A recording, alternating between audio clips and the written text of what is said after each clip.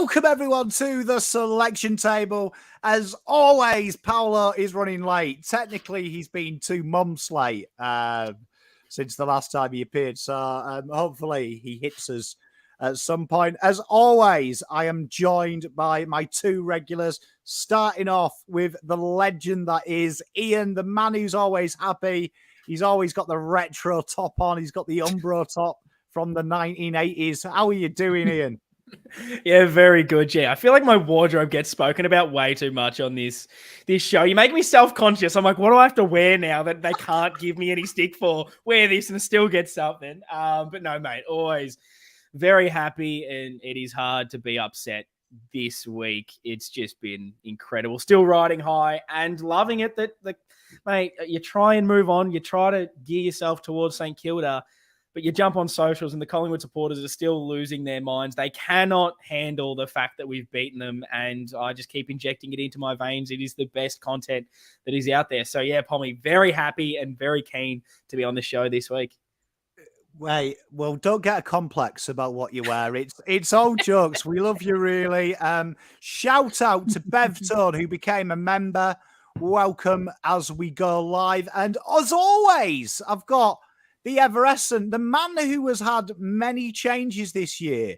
We had Happy Lekdog, we've had the Thinking Lekdog, we've had Nervous Breakdown Lekdog, and now we've got riding a constant high like he's a vagrant on St Kilda Beach, Mr. Lekdog. How are you doing? Yeah, I'm in my smug zone right now. I have been not a humble winner, and I ain't gonna be one anytime soon. Shout out to Lockie Jack in the comments for absolutely ruining the idea of the wild card. So thank you for that, both inventing it and destroying it. I don't know if we're doing it this week, Pom. I don't think we should. I don't trust these people in the comments. But I'll tell you what I do trust: the Mighty Baggers to get a big W this weekend against a pathetic St Kilda. It's good to have you back, Lekdog. I mean, I've got to say, I work with Lekdog probably more than most other YouTube content creators, and to see you go through all these different modes absolutely turns me on, because you at your darkest is the hardest work. I've got to say, I work with a lot of problem cases. I've collabed with just about every YouTuber. You being cynical, Lekdog, is the hardest work I have ever had to get through, so it's good to have this, Lekdog. No, it's a pleasure to be here. It's a pleasure to be here. I'm merely a reflection of the wider public, I feel. Hey, well, Greg's got a fact for us. I'm glad they're coming back. If you want to become a member, someone just asked. The link is in the description. Right underneath us. You just click it, you enter your credit card details, and Mrs. Pom buys a Tesla. That's the aim. Pom, do you have to be on desktop to do that, or does it work on mobile as well? Because I put the link there, it can cheat. It's the workaround. You know, I've basically said to who owns Apple now? Some bloke, probably. Some bloke. Hey, fucks him. Hey, look, Bluebag has done it. Welcome. Unbelievable. Hey! How good's this?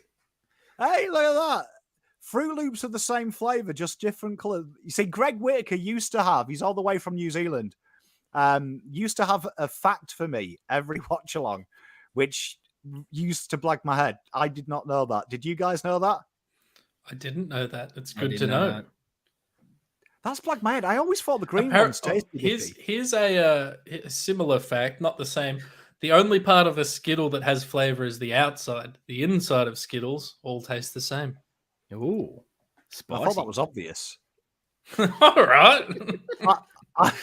Either I'm a genius. Or I'm rare.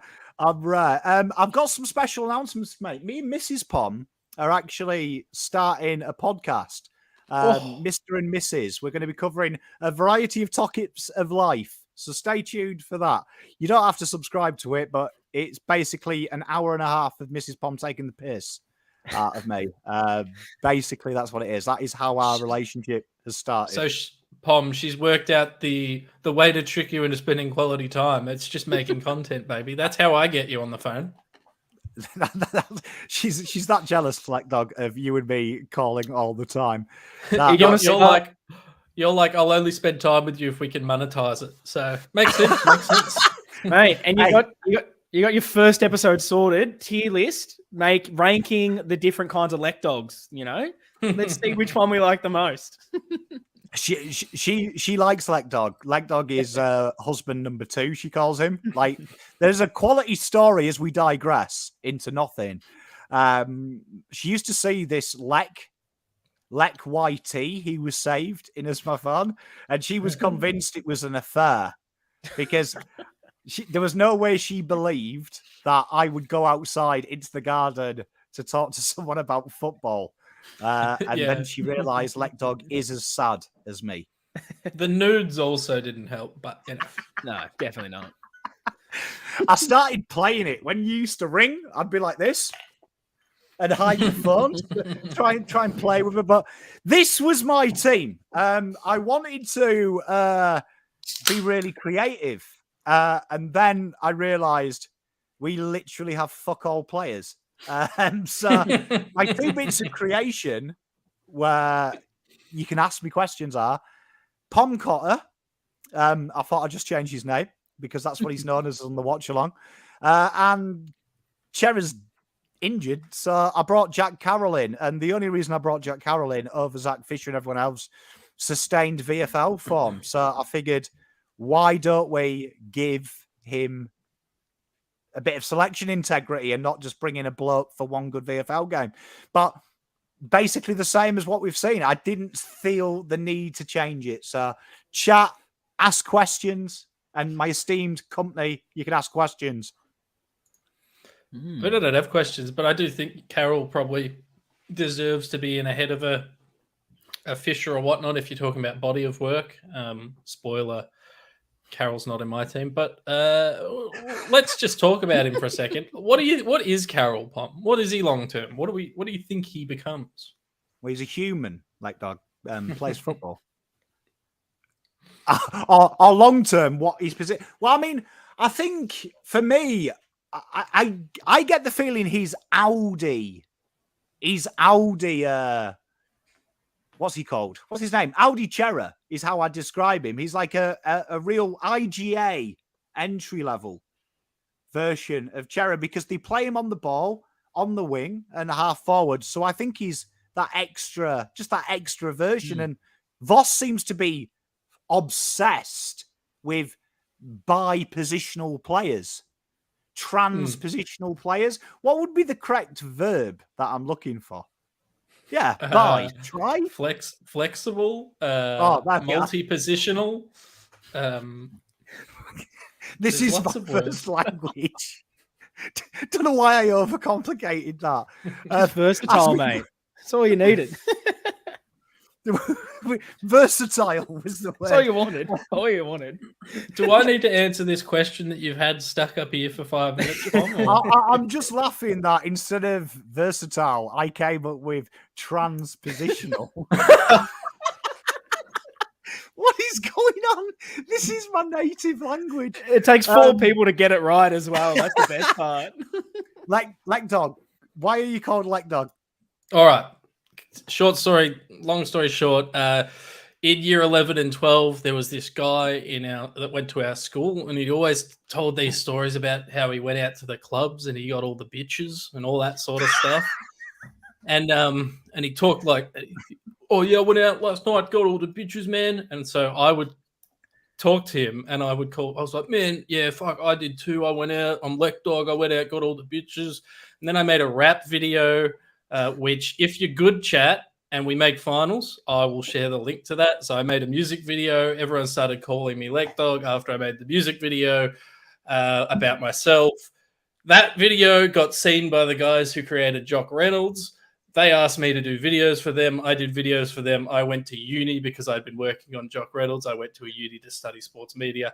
I got a job in sports media. I started doing YouTube with Pommy Terry. So it all started with me making fun of a guy I went to high school with. Can I just say, the rap video, Richard, you do fucking need to see it. It is honestly. It's highly embarrassing, but it's decent quality. So outside of my kids being born on my wedding day, it's probably the best thing I have seen with two eyes.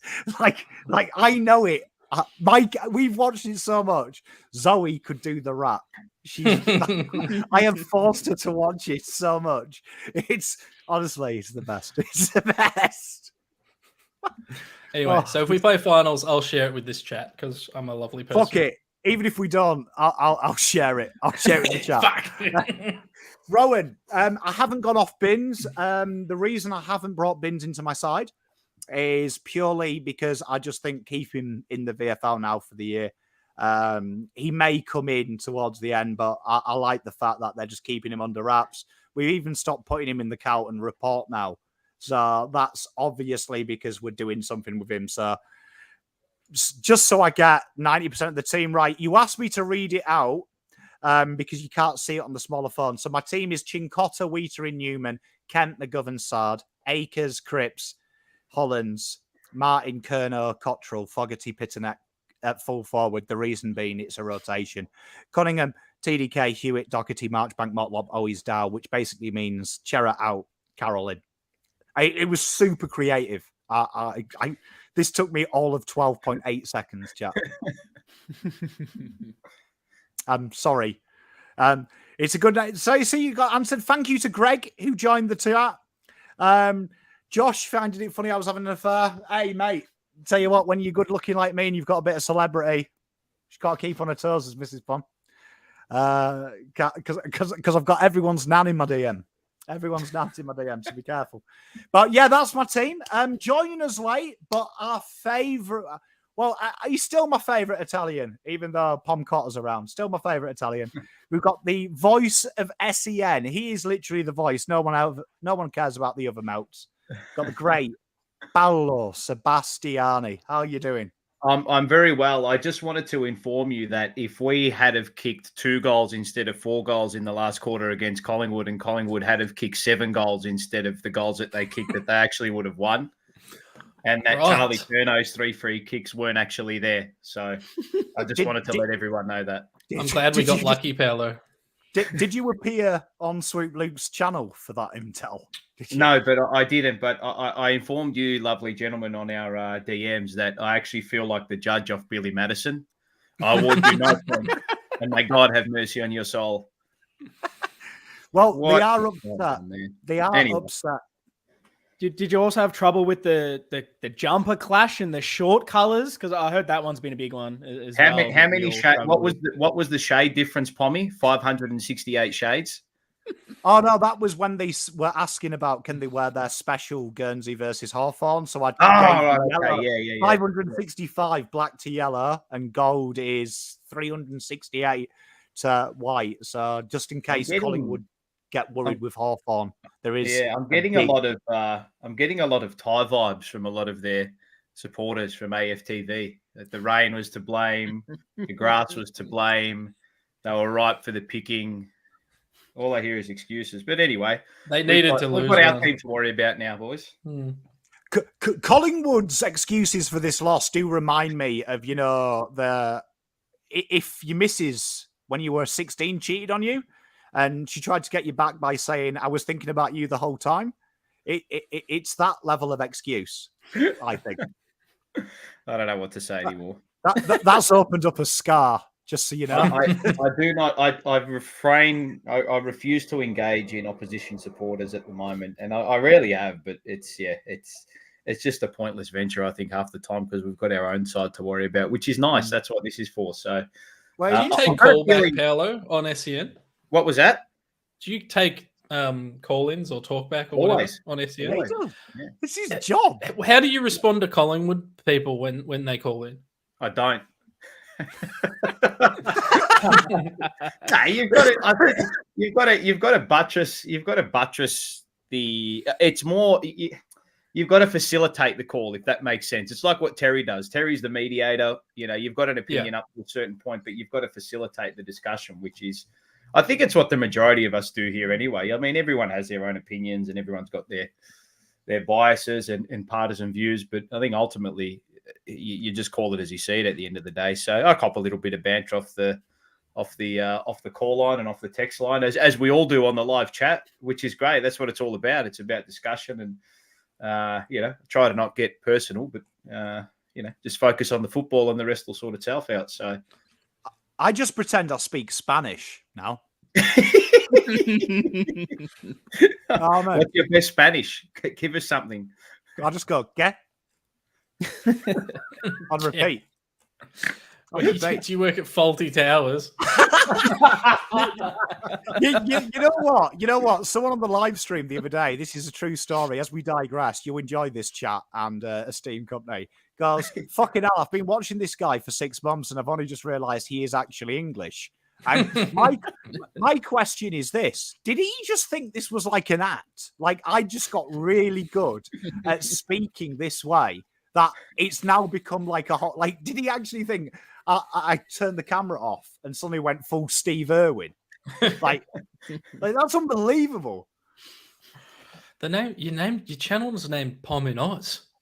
It'd be a good money-making scheme. I tell you what, it'd be a really good money-making scheme. Are we done with Lob? I believe so, yes. I agree with you, John. I think we will win a flag. I said it on Paolo's SEN. Whoever wins this game wins the flag. Lock it in. Lock it in. Never wrong. I haven't been wrong since 1985. Yeah. Senior here, Paolo. Let's pick on you. Yes, pick on me. Paolo, you got really creative with your team like I did. I did get very creative. Chera out, Dow and Fisher. Well, Dow's a sub there, but I think you can switch up between Fisher and Dow. So I think one of those will be the sub. No, I've just put that how the AFL website has it. If you move him off the sub bench, he's technically in. Correct, so correct. He's on your bench and Fisher's the sub. I've got Fisher as the sub, but Dow I think he will come in for Chera. Wasn't he really good in the second half against Collingwood? I actually had this question raised to me when the little SEN Carlton podcast we do. We actually discussed, and it's a hypothetical. It's you're getting into the realms of becoming a little dangerous when you talk like this. But we kind of had the discussion: if Chera didn't play, or if Chera didn't play the game out, and if Dow had have played, would we have still won? And I said, well, look at our second half. We're actually pretty good in the second half. So I don't really buy into that kind of stuff. But no, Dow will come in. He'll do a job. I think this block of VFLs actually worked really well for him too. I've got a newfound respect for him as well, just given what he's had to not go through. Because I mean, what's he going through? I mean, he's playing VFL. He's playing for the Carlton Football Club. He's on good money. He's in the team now. But I think just from his perspective, he's had to work his backside off to get into the team. And granted, Chera and Walsh have had to go down for him to get a gig. But since he's come in, he's actually done a job. And I thought it's funny, against the best opposition, he's probably had his best half for the club. Did you notice? I don't know what you think about this, lads, but he was far more kick-centric on Friday night as well, which I was a little bit not concerned with, but I think he played the moment well, is what I was looking at. When he had to gain territory in those final moments and throughout various patches of the game, he did. And that's what I was really impressed with, because that's what Chera was doing. You saw when he had the opportunity to hit a clearance and gain territory, he did it straight away, and Dow came in and replicated that. So not to the level that Chera will, but I don't think the drop-off will be as much with Dow coming into the team. So it's really, really good. I'm not concerned at all that Chera's out of the team. I think 30 meters gained per disposal, which is it. And people need to stop looking at this. Disposal efficiency is the biggest myth in AFL. It's not even calculated correctly. No. So if you look at them 30 meters, he had 9 touches in the fourth. Right? He did, yeah. 6 of them were converted into scoring opportunities because the forwards got the ball in early. 2 of which were goals. So he played an important role because they went full forward press in the fourth. He kicked over the back of everyone, which allowed them chases. So his role was never going to be high disposal efficiency, because if you had a high disposal efficiency short kicks, Carlton would have got battered that fourth quarter. Yeah. I think, and by the way, a few people have asked, I'm assuming on the ball that's supposed to be Doc, not Dow, because Dow's also on the bench. But where everyone's Look. Pom's making an edit. Get ready. What? It's all good, right, mate. I know Read you're on time it. that, Just in case. Ready? Just in case. Ready? I think there was a moment there. Obviously, Dow's first couple of touches were a bit iffy, and I think previous versions of Paddy Dow probably disappear out of that game and probably float towards the outside and sort of doesn't chase hard. And at the what it must have been last week. Did he play last week for us? Or was it the week before? Whichever game it was, where he came on, he was a bit lackadaisical. He wasn't really chasing hard on the wing. He wasn't really contesting the balls in the air, and he looked a bit out of his depth. Was very different in the second half in the Collingwood game. Was very different. Was applying pressure. Was doing the right things. Was gaining ground. I was really happy with his performance, and I've given him a fair bit of shit on this show, but you got to give him credit as well that he stood up. I think. Yep. Completely agree. Paul Hill's question here: if all players stay fit, who comes off for Fisher to come on? I think it's just the players that kind of or would have come in for him. Really, there's Fogarty. There's the option to take Fogarty off. Maybe Cunningham. Maybe Motlop if one of those players goes quiet, or if we want to take off a defensive midfielder to maybe add someone with a little bit more flair inside there as well and a bit more zip. They could go that way as well. So. Hopefully, by the time we bring him on, the game's iced, and we don't have to worry too much about that. I will say I have been, and Pommy and I did mention this a few weeks ago when Hewitt came into the team.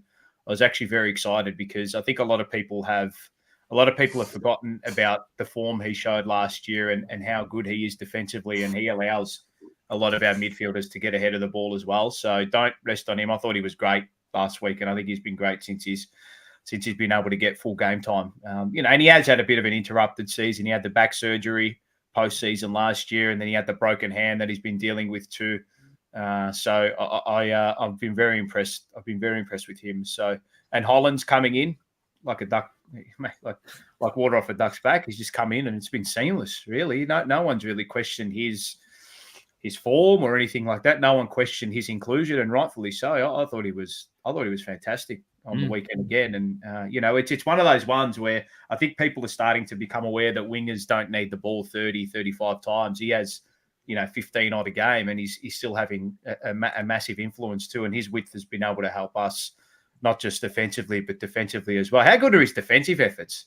Oh, my God. Seriously, this kid, man. God, it was one thing that I think it might have been, it was either Nick Austin or Ash Hansen who said during the preseason that his ability to get from contest to contest is it's second to none, really. And you saw it on the weekend as well. So back line will stay the same. But for me, the half-forward line is what's really got me excited. It has just changed the dynamic of our football team. Cunningham, Fogarty, Jack Martin, and Cottrell have just been – it has looked a completely different team ahead of the ball. And I think one thing that people are asking is like, oh, how come Charlie didn't play like that last time we played against Collingwood? Well, I mean, the bloke was having to deal with three backmen every time he got the ball. And he was this weekend, but we had those short options available, which really helped him stay deep and be able to isolate more. So a lot of our scoring and a lot of our opportunities and a lot of Charlie's opportunities have come off the back of those 3-4 blokes. And I think he mentioned that after the West Coast game too, after he kicked 10, he said, no, it's the guys ahead of the ball that are actually making my life a lot easier. So, he's sort of become selfless as well and realised that his teammates are there to help him too. So no real changes for me, just the force one. That's it. You got any questions, Ian? Oh, it's hard to have too many questions. It's hard to make too many changes, honestly, after you beat Collingwood. Like, it's hard to say to drop anyone, I guess. What are your kind of thoughts around the ruck and that second kind of tall forward at the moment? Pitt comes in, doesn't have a great game. Didn't do a lot. Neither did, I guess, De Koning probably dropped a couple. What's your sort of thoughts around how that's going to look against the Saints and sort of going forward?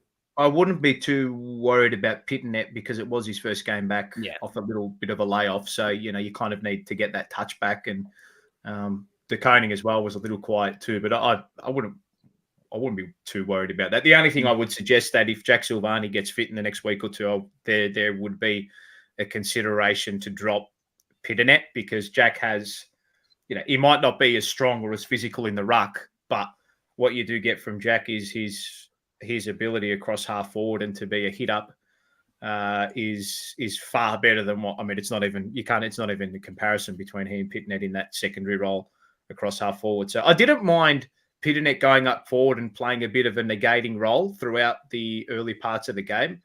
I think that may potentially be something they look at going forward, but I would definitely be considering bringing Jack in immediately if Pitt's form doesn't really ramp up. But I would suspect that would as he starts to get a bit more game time into his body. We've got some questions. I like this. And throw your questions at the panel because this will be a quick episode. Everyone's team is the same.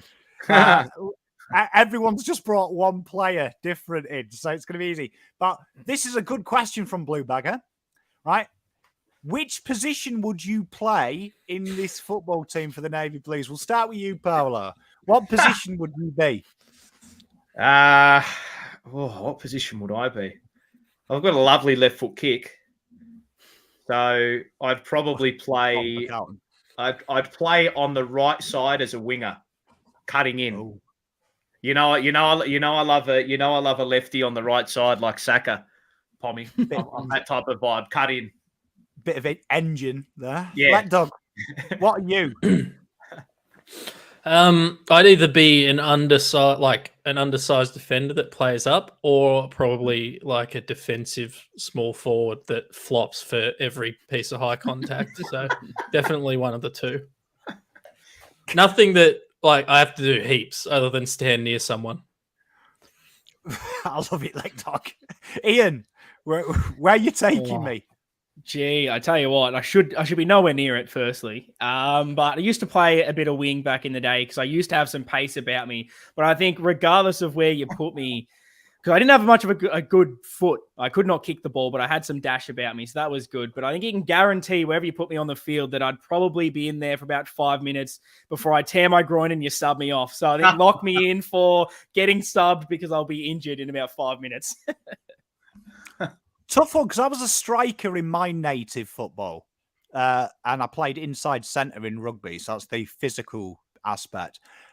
I'd be a back pocket, I reckon.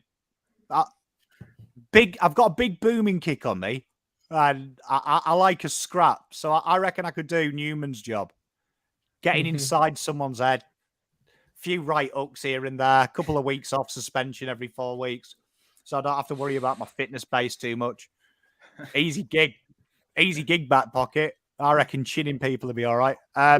We got some other questions here. Zenab, the wonderful Zenab, do we think Binns is going to play anytime soon, panel? Do we think we'll see him this year?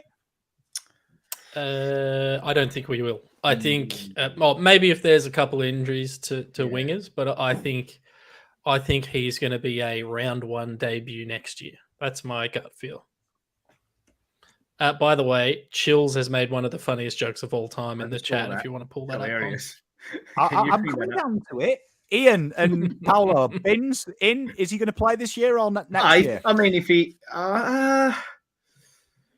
there's not much more he can do in the VFL. He's averaging 35 touches. If the opportunity comes up and if they want to manage someone, if they want to manage one of the wingers, then by all means,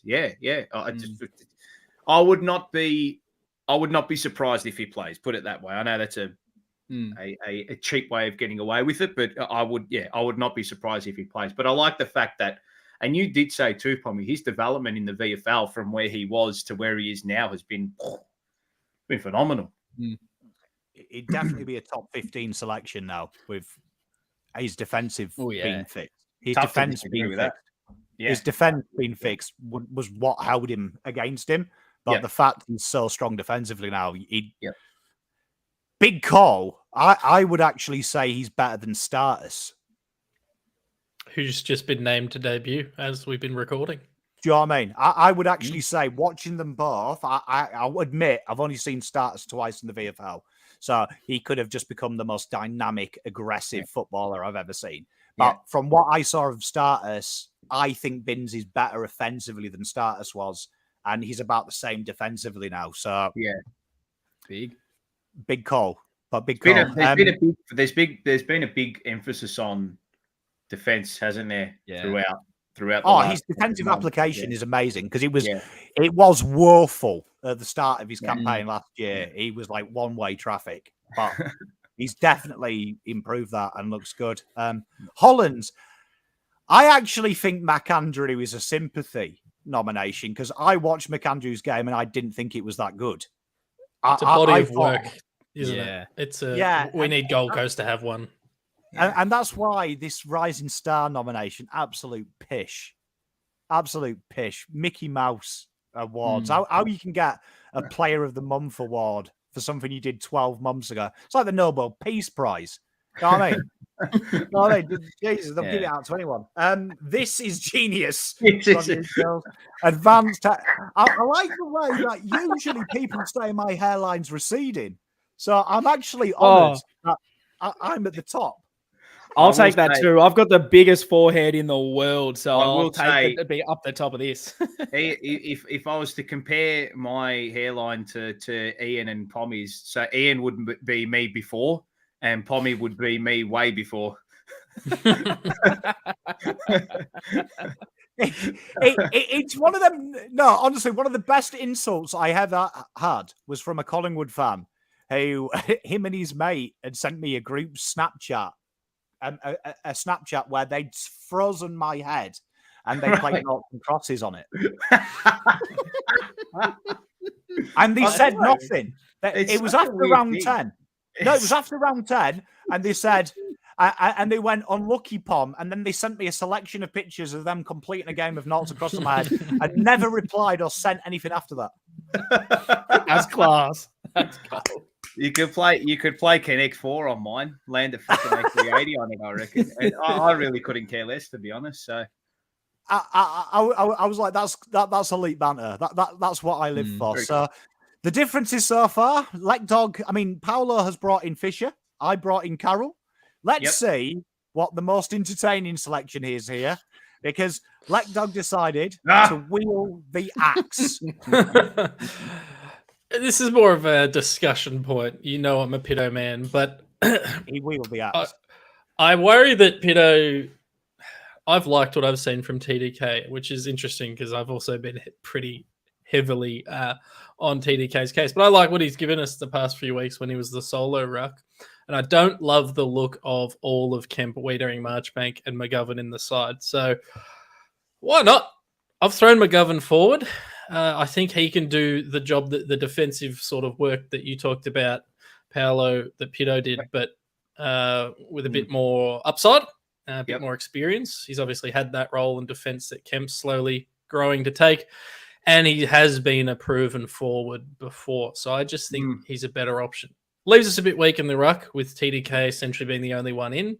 Depends what St Kilda do with Max Heath and Marshall. They've kind of hinted that they might go with 2 ruckmen, but like we saw Cripps in the ruck the other day. We've seen, we've seen McGovern take the occasional hit out. Like, why not is kind of my point. I don't love having the 4 talls in the back line all at once.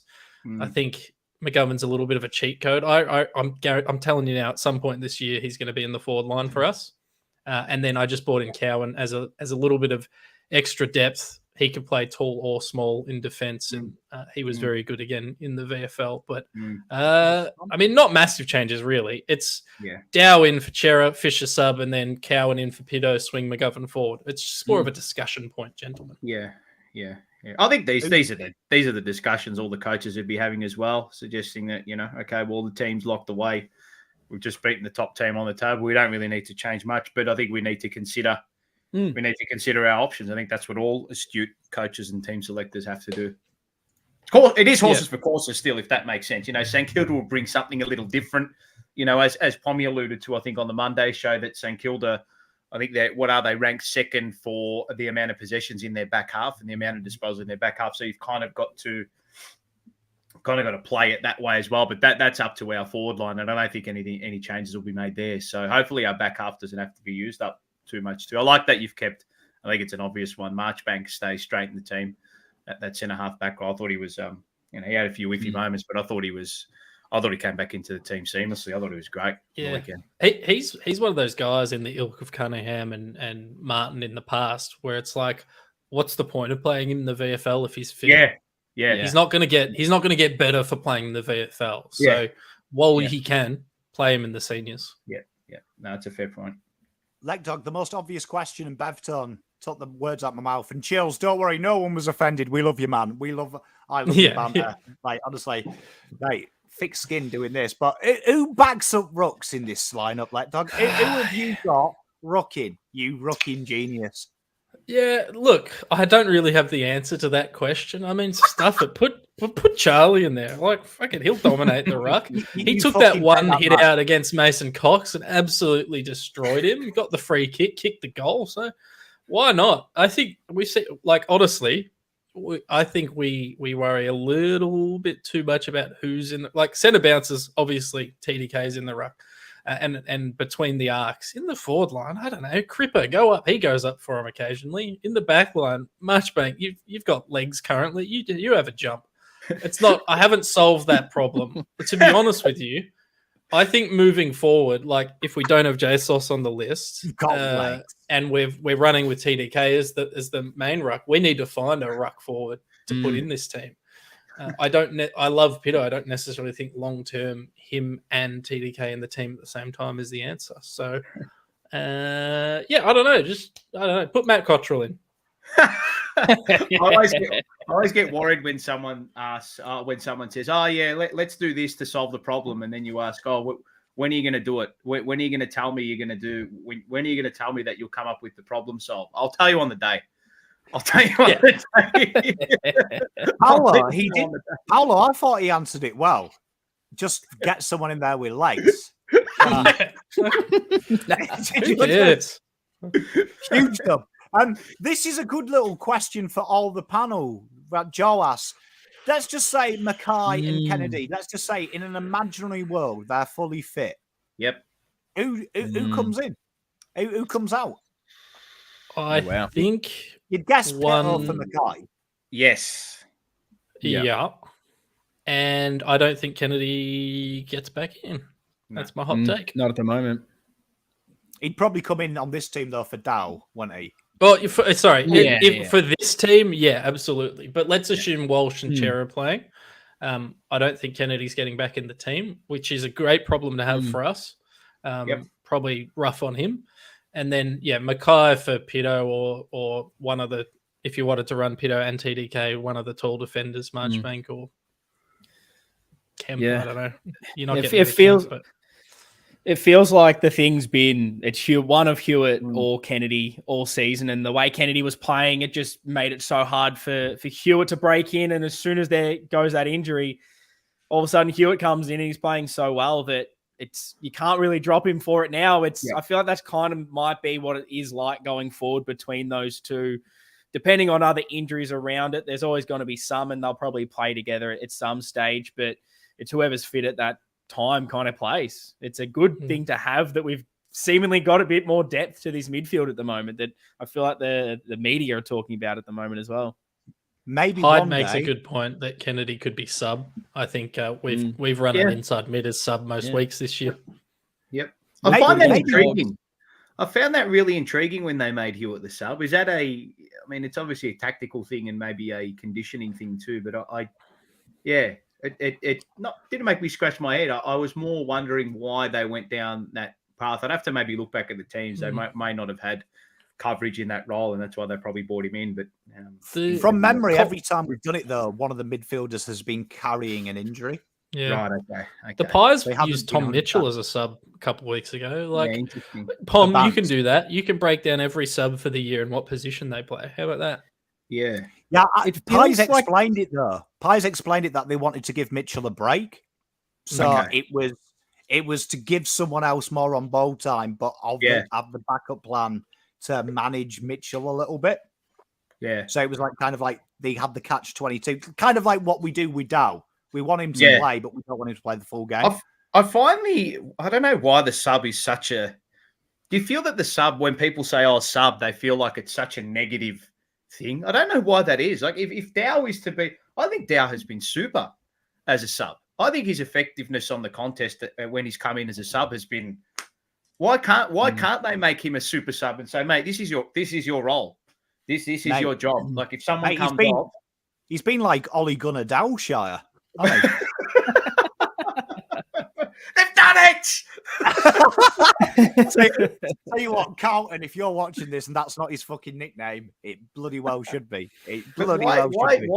Why do people, and I don't know, maybe it's just me that from what I've been looking at the rhetoric around, I don't know why people think it's a bad thing. Like, Ange Christo actually said something, like, it blew my mind away. You think about how long you actually have with the ball in an AFL match. He said, if you're getting 20 disposals, you only have on the ball, you only have 40 seconds on the ball in a whole game. So, well done, Pommy. Great stuff. I got it. Was that Swoop Luke? Yeah, it was. Yeah, he's sending his minions after me. He's sending his minions after me. No, I agree with you, Paolo. I think, and also look at Dow. He's probably just quietly, should he leave, based on his sub roles, and now he's got a chance to play because Chera's injured. He's probably gone from a third to you might be pushing a second. Absolutely. And probably added 100K to his contract at a new club. Yeah.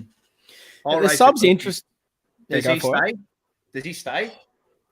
I think he goes. But what I would say is if we didn't have the sub role and we hadn't seen him, he was probably going for a third or a fourth and minimum contract. He's probably added 100K because the sub role's there. Yeah. He was going for a swap of fourths. We now might be getting a third for free or upgrading a third to a second or something like that. Yeah, the sub's been such an interesting one. I think it has such a negative connotation, probably because of when it was introduced. Originally, it was very much you've been trash, you're coming off. Whereas I reckon you've brought up a really interesting sort of conversation around that, Paolo. I reckon as the grand finals start to happen with the sub and it starts to get used more tactically, we're going to see it become a bigger thing. You're going to see a guy maybe come on as a sub in a grand final, maybe help win a team, the final itself, and then it's now this specialized position that gets a bit more respected, but it's probably going to need those big moments of that player, and then it might start changing the tune of it. And I reckon we've weirdly had the worst luck as the sub, or maybe the best luck, where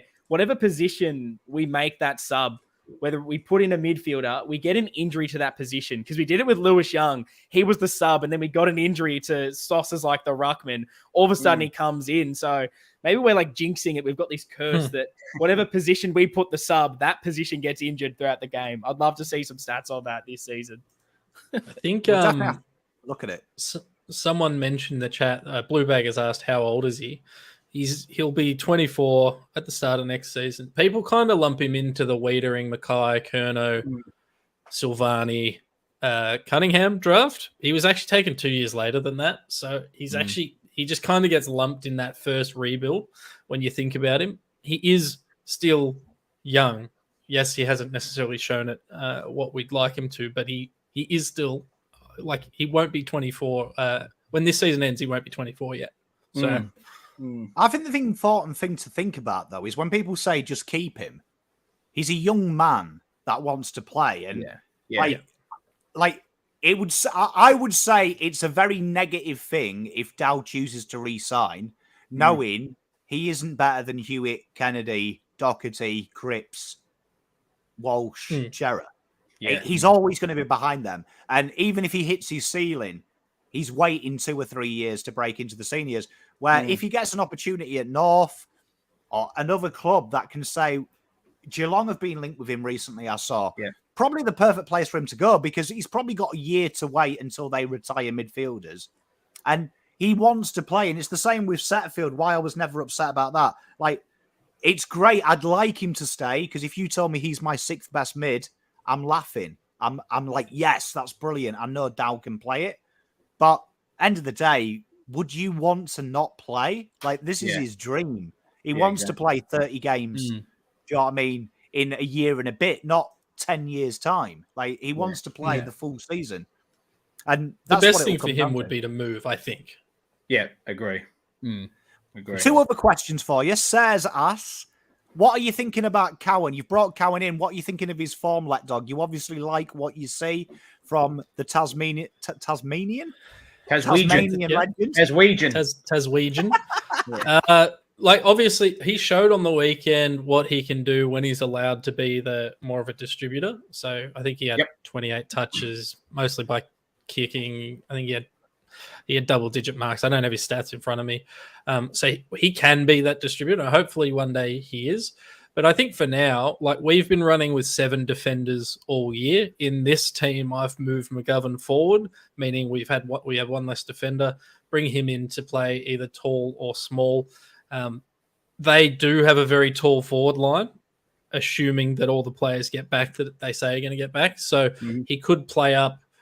Basically, I was just trying to find a way to fiddle with, because I really want Cowan to keep getting games, but I don't want to drop Marchbank, Weedering, Kemp, or McGovern. So I was just trying to find a way to sort of fit them all in. But yeah, he's basically there to be that rotating defender, which means Doherty's full-time mid, which he's been anyway. But and this one here, we have seemed to have settled on them 3 intercept defenders, right? We've seemed to have got rid of Young, and I know me and Lekdog have been big advocates of going a bit smaller because we like Port's backline. We don't believe in the 2 true talls anymore with the way the backlines work. Do you think this is something that Carlton are going to continue? Has Young still got a chance? Or do you think we're going to see the 3 intercepts and being super aggressive from the back half really important? Lekdog, I'll start with you. Do you think that's going to be the future of this? I feel like we're going to go through an era over the next few years where that fully 100% negating big defender probably disappears a bit. It's already happening. I think teams are going to want way more dynamic players because there's not a lot of tall target forwards that just, stand there and take big clunks. Like you look at Harry Mackay, historically you'd have just a straight up, negator on him because all he would do is stay in the forward line. But he's getting 20 disposals a game up on the wing. So long story short, I see the game moving towards more versatility in the talls in both the forward line and the back line. So yeah, I think we're going to see smaller lineups and more intercepting ones than just negating. The benefit for us as well is Weedering can do both. Weedering can do both. Ian, do you think we're going to see? I think very similar to Lekdog. You just have to look at a lot of the young talent coming through the draft over the last few years. Everyone's more mobile, they're more athletic, and the way the game's being played with so much more defensive system, everything is so much more from that intercept rather than just one-on-one. And it's tough. I think there's obviously still a spot for someone that's better defensively. You need those guys to be able to still win those one-on-ones, and they're hard to find. I'm not sure we really have a lot of them in the way Lewis Young was playing. He wasn't winning those one-on-ones, and then when he's not a good kick, he wasn't doing a lot with the ball. And you look at the mix we have, Weedering, good kick, good at that intercept. Marchbank's a decent with foot in hand, ball in hand, and then McGovern, obviously one of our better users. Out of defense, it feels like something we just have to go with unless we're able to bring in someone else or draft a kid that can do it as well. Sam Durden. I feel like everyone else we have currently in that team's that step above and probably still has that higher ceiling personally, but I guess Durden's a decent depth player to have. But I think kind of by necessity, it's going to be what we're going with. And as you guys have alluded to, it's probably where the AFL's heading when you look at the talent coming through the draft, where some of these key defenders are also getting runs in the midfield and getting pushed up higher on the ground just because they're capable of doing it. Everything's very much towards that mobility. Any difference in opinion, Paolo? Not really. I think the one thing that we look at outside of probably Weedering, they're all pretty mobile, tallish players, if that makes sense. Like Kemp is very mobile. He's very agile. McGovern, we know, has amazing closing speed and he's very, very quick off the mark. And Sard and Cincotta are very quick too. So they're very sharp as well. So I think the skill set of our talls, maybe barring Weedering. We know Weedering's got the turning circle of the Queen Mary, but I think it's more his intent with ball in hand that has sped up over the last couple of weeks. But I think our talls are actually quite quick and mobile. I don't think there's they can play that medium like McGovern can match up on a small if he needs to. Kemp can go that way as well if he needs to. So I don't think it's too big of an issue as well. And the other bloke that has been mentioned in the comments too is Boyd. Now he's got a bit of a different skill set where he can roll up to a stoppage from the back of a stoppage across halfback as well, which is something that, maybe Sard and Cincotta can potentially do that. I haven't really seen them do that a hell of a lot this season. I don't think that it can be in their skill set. I think Boyd is the one that can do that, rolling up into a stoppage as potentially another around the ball from the back of a stoppage and playing that defensive role too. So there are good options there. And as I said, the skill set, I think, with those talls is actually complements us if we want to go a little bit smaller. We can play smaller with those guys still in the team. So I don't think it's too big of an issue. Well, we move on to Ian. His team. Ian, you've gone massively. You've reinvented the wheel here. Yeah, well, look, the show would be a bit boring if I was making just the one change. So I had to do a little bit of something. And look, the obvious change there is Chera out injured. Dow gets elevated from the subs straight in. I think that Dow did enough in that Collingwood game. Some really pivotal clearance work that we all really liked and Paolo spoke about by foot, which we loved. And then the more interesting one is looking to bring in Fisher, and someone had to make way. So I've moved Cottrell, which is probably a bit harsh for the man. And it almost kept him in the team just for his fumble through the very smart rush behind late. It was just genius. And I loved the smirk straight after. Knew exactly what he was doing and just straight to it. But there were just a couple of moments, I think, with Cottrell where, and again, I'm being way too harsh on the bloke. I just want to put that at the start. But there was a couple of times where he got the ball and wrong option inside 50 where he sort of just panicked a little bit and rushed the kick.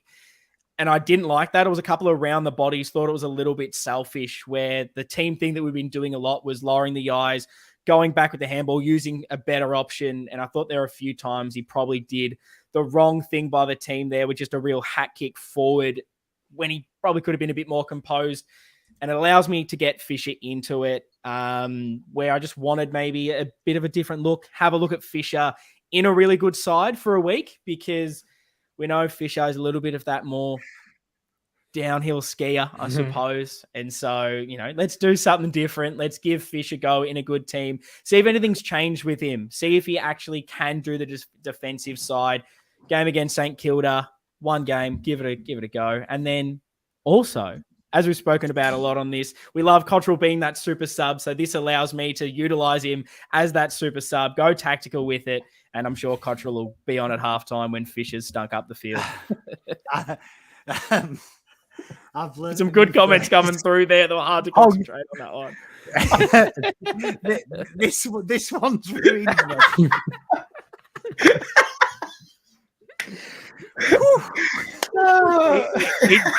It's not often you get me to laugh. Yeah, you get me to laugh. Good luck to us round one teams next year when Cottrell's dropped for bins. Far out. Hong Kong. But no, I mean, look, let's talk about Fisher. Obviously, there's a point, like we talk about Dow, and you made an interesting point. I thought Lekdog was making when we were talking about defenders and Cowan coming in, and Boyd's having to find his way back in. They've kind of found a way of doing that by Doc playing midfield time, which then I think pushes Dow even further down the pecking order. All right. Yeah. But you're talking about Binns, and Lekdog made that comment about round one. Binns is an identical player to Cottrell. He will be looking at Cottrell's and going, my offensive game is better than Cottrell's. My engine's better, but also my defensive work is better. So he will be looking at that position. So it really does ask that question, doesn't it? That we're going to see a real big point in time, I think, in the next year, where a lot of these players, like your Cottrells, like your Dows, like your Plowmans, like your Fishers, them guys that are probably the next cab off the rank, break glass in case of emergency, may have to seek pastures new, which we've fallen victim, haven't we, Ian? From teams that are in finals selling as B graders and us going, he'll be an A grader and then him turning out to be worse than we thought. Yeah, and there was a bit of the idea from Salon Fisher right now as well. There was a bit of an idea with it, looking at what changes to the midfield we've made. And well, speaking of selling, I've got to try and sell something for you here, which is we've lost Walsh, we've lost Chera. Both have a bit more leg speed, a little bit more, I guess, class with the ball in hand. And I think that's the positive side to a Fisher when he does get the ball, has a bit of turn of pace and does tend to use it well by foot. And so with Dow coming in, just thought it wasn't a bad idea to get a bit more pace around there with a bit of that rotation, because if you're looking at the replacement for a Chera, I'd say that Dow he isn't the straight swap. So I thought, pace. No, I like it. I like it. To answer your question, Big Mozzie, I waited till it was rent pay week, and because your mum does some stuff to get the money, so I just gave him your mum's number. So I hope that answers. But thank you very much for that. No, Ian, you've got to do something for content. We are victims of content. Exactly. Got to make a conversation. It doesn't have to be what we go with, but if we're all just doing Dow in for Chera, this is going to be a boring episode. So people take it so personally. Jeez. Well, let's get into the team selection. So, as always, I'll make us big, and we will select a team. So we'll start top to bottom. So, Ian, backline, as I load up my sheet, who are you saving on that sheet for a backline? Let's save Marchbank. Came in, played well, a couple of intercepts, a little bit rusty at times, but loved what he brought to the team. So let's save Marchy. Yep. Mr. Paolo, who do you want to be guaranteed in the backline? I will guarantee Adam Sard because he didn't play against St Kilda last time. No wonder we lost. Hardy, I love it. Ian, Lekdog. Ian, go again. I will save Kempy. It would be a miss of me not to save Pom Cotter. So I will save Pom Cotter. So chat, I will update the sheet for you, but we have saved Kemp, Marchbank, Sard, and Chincotta. So you have to pick two names, chat. Ooh. So you go and do that. I am updating that sheet, and I'll update this. I always like this because we always miss out on one name that you look back at it and you're like, okay, can we take that back? But yeah, there's three starting defenders already and we got to pick two of them. But Chad has to pick two of three starting defenders right now. There we are. So what I'll do is I'll send them in for you for those who are watching this on small things, but the names are, I hate that scroll thing. Akers, Kerno, Carroll, Cottrell, Cripps, Cunningham, Doherty, Dow, Fisher, Fogarty, Hewitt, Hollands, Martin, McGovern, Motlop, Newman, Owens, Pitner, TDK, Wheatering. You can lock in Gavin Whelan, mate. There is plenty of Gavin Whelan. Yep. So Nicky Newman, we'll have to find a different spot for him. I think it's the overwhelming majority. I think saying Wheaters and Gov. Yeah. Ooh, chat. You better not get rid of Nick Newman. Pom, we got to do a deep dive on him, mate. Since he's taken Doherty's role and added to it, geez, he's been fucking good. Do you know what I mean? They are. Look, this is something for you two from our mate Jill. I am my own mother though, so I'm still laughing at me too. The Hong Kongs. I've never heard it called that. That's beautiful. It's not often you ruin my focus, but absolutely shocking. Absolutely shocking. Well, we're on to the midfield now, ladies and gentlemen. So the midfield, we'll start with you again, the lovely Ian. Please say Fisher. Piss chat off. Like that. We'll go Ollie Hollands on the wing, thanks. I love it. Paolo? George Hewitt. Yes. And Mr. Lex. Samuel Doherty. Samuel Doherty? I don't know if his name's Samuel. Samuel? Yeah, evidently Lekdog's not on first name terms with him. Like the rest he's gone down the tie route. He's using first name basis now. I'll save Sam. I'll save I can't see anything with his name as Samuel. But who's saving Patrick? I don't think it is. I'm going to save TDK because last time, if you remember, I was shitting myself that no one saved a ruck. So we've lost TDK, Hollands, Hewitt, and who else? Doherty. There we are. So, chat, you've got to pick 2 people. Akers, Kerno, Carroll, Cottrell, Cripps, Cunningham, Dow, Fisher, Fogarty, Martin, Motlop, Newman, Owies, or Pictonet. So we will give it. Let's have a look. All right, let's have a look. Is that a vote for Dow, Bugs Bell? Fisher, 8 Cotters, Samwise, Doherty. That makes more sense. Fish, Akers, Cripps, Cunningham, Akers, Cripps. Tell you what, it's great that Akers is starting to get some love, Lekdog. Do you remember? About bloody time. Do you remember when I know he kicks it out on the full. Everyone hated Akers. I do remember that, Pommy. I remember, and then we said, well, who do you want on the wing? And no one could answer that question. But they didn't want Blake Akers. So it looks like Akers and Cripps survive. What a bargain he was, by the way. Future third-round pick for a starting wingman. Oh, come on. Fremantle do some shit business, to be fair, don't they? Let's be honest. Ian. Yes. Forward. Give me, I feel like I'm going the easy one, so I'm going to continue it. Give me Jesse Motlop in a forward pocket. Ooh. Motters, you need How good has Motlop been, Ian, since he's come back? Yeah. He's been unreal. And that's kind of, we mentioned this. We were saying he's down on form a little bit, just needs to, go back to the VFL. There's nothing bad about it. Get your touch back, get your confidence, come back in and really earn your position. And I think so many players have had that. They've gone back, applied their craft, come back in and been 17 times better. And I've loved what he's brought. Mate, couldn't agree more. Mr. Paolo, who you saving? Just on Motlop, did anyone see the way he actually contorted the ball for that goal in the last quarter? He actually spun the ball in his hand. So just if no one's watched it, just go back. I'm sure everyone's watched the replay about 20 times, but just go back and watch that goal. It's the way he contorts the ball in his hand to put it in a position where he can spin it and bend it the way he did. He actually did it on purpose. It's fucking incredible. I'm saving Lockie Fogarty from Martin too. Oh, the gather from Martin was fucking insane.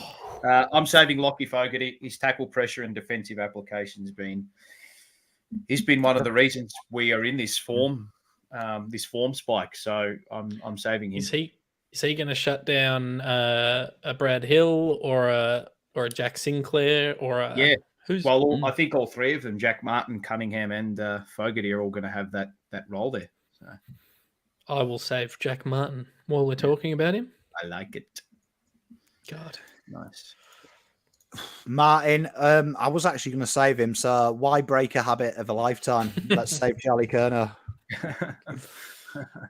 Man, Charlie Curnow gets a job for life while I'm on this selection panel. He can't be dropped. I've probably ruined his form because he literally knows. I don't even have to turn up anymore. So, chat, you've got 2 options. Your options are Jack Carroll, Cottrell, Cunningham, Dow, Fisher, Newman, Owies, or French for class. French for don't talk to me, BT. It is. It is. So, chat, throw it in. Pitnet and Cunners. Good choice. Cunners and Owies. This is tough, because we're going to get to the set. You're basically where we were. Because all the teams are the same. Cunningham, Cunners. Cunners. There's a couple of Newmans in there. Cunningham, I think Cunners is a lock. 1, 2, Owies getting 3 or 4 Owies in there. Cunningham right or wrong, dependent on what your persuasion is. Owies again. It looks like Owies has been saved. I think so. Yeah. I'm happy with that. Owies, you've done really well this week. We didn't give him a lot of options. To be fair, they do it well every week. I mean, it could have They gone do. a lot worse. I mean, we could have had Plowman on the ball, to be fair, last week. He's the second ruck. What are we talking about? Lekdog needs the second ruck. Why not be Plough? He does, but Told we've you, got I the don't need the bench second now. ruck. What have you got for me, Ian? Who are you saving? You've got Carroll, Cottrell, Dow, Fish, Newman, Pitt. Easiest decision all night. Nick Newman. I was going to say, can you imagine me having to post this and we've dropped the best player in the last fucking 8 weeks? Paolo, who are you saving? I'm a sucker for Pitt net, so I'm saving Mark. Mark with a C. I thought you were going to throw us then and go, I'm saving Dow. Just be like, this will maybe that's for Lekdog to do. I will you be saving? saving Patrick Dow. Ah, Yeah. Well, this means I've got a fun one here. I need to see some birth certificates after this. Oh, right. I can't drop. I can't. I love Ian, but after the abuse he's got, I'm not dropping Godra. I got the plan in the background. What are you talking about? Come over. We'll have some fun. You know what I mean? Mate, I'm more of a South Korean type guy, not a Hong Kong guy. Someone actually put in the comments, Kim Bong Il.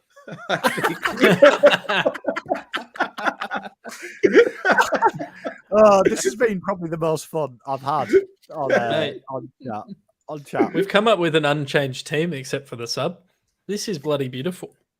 Hey, chat, we've only got it right once as a team. Ooh. And I think only 2 of us have got it. I got it right once, and it was Ian who got the team spot on once. So this could be a full house here. This could be a full house. So chat, who is your sub? Carroll or Fish? This could be it. This could be historic. Ooh. We usually give you a nice challenge and give you like 20 Yeah. names. But No. Do you remember Flip- what? Do you remember what the team was, or what game it was where we got the team right? I think we got the team right. Was it not one? It was Eagles, wasn't it? I think It was it one when we I won. think so. Okay. And I think it was the Essendon game I got the team right. So indirectly, you can blame me for Carroll's us getting losing a bit to of Essendon. love here. Ooh, this is tight. I reckon this is a tough one. I reckon this is Ooh. tighter than a frog's arse and they're watertight. 3, 4, 1, 2, 3, 4. You see, I'm Team Carroll. Ooh. Oh, Yeah, Carroll. Carroll's up Oh, by it's got a 1. fool. Gavin's just brought it back to a tie. Oof. Gold Coast. That was it, Paul. Gold Hey, Coast. Avid Okay, there watcher. you go. Paul's There you the go. main man. Paul's go. put Fisher ahead. I reckon it's Fish. It's razor thin though. Blue Baggers says Carroll. It's Ooh. yeah. Carroll. Oh God. Zainab said Oh, you Carroll. see Zainab. She knows. Look, she's just pushed us. Carroll. Yeah, Floyd as well. I think Carroll's Carroll won the vote. Ooh, He's got it. Fisher. Who have they Carroll. been doing articles on this week? Have they done any posts about Oh, there it is. Look, Carroll. Carroll. Carroll. Carroll. Look, All right. Carroll's run away with it? Yeah. Giuseppe. Tips and All right. Paul. VFL match report. Carroll, Fisher, strong in defeat. Carroll ahead of Fisher. It's a You know lock. what's interesting, right? We were chatting about this the other day, yesterday. We went through some of the VFL wraps, and I don't know if you've been seeing the AFL have started doing like reports for the VFL, Yes. They do it weekly now. right? Mm. Some of them are absolutely brilliant because I think it was the Essendon game, right? That a guy that went off half time 3 rounds ago, my mate found it, was voted best on, and he had 3 touches. And that was it. Beautiful like no stuff. tackles. And he was like, I'm pretty sure these guys don't actually watch the game. And it's been brought to my attention.